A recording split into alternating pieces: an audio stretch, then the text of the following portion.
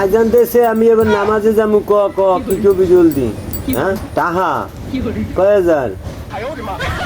না না না না বাবা আমি সুদ খাই না আমি নামাজ কালাম পড়ি বাবা আমি সুদে টাহা লাগাই না তুমি যদি নেও তোমার সমস্যা বুঝছি আমি তুমি টাহা নিলে দানে নিতে পারো দানে হ্যাঁ দানে 3 মাসে তুমি 1 মণ দান দেবা 1000 টাকায়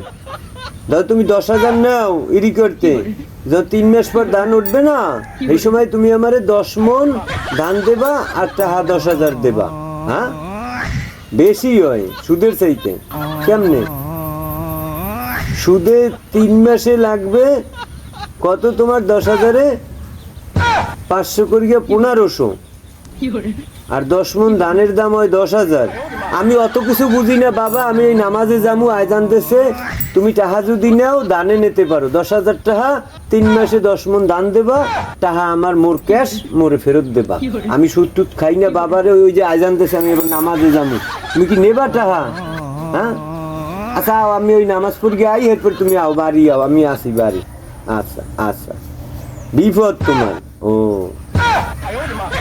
বিপদে না পড়লে কি চান্দু টাকা নেবা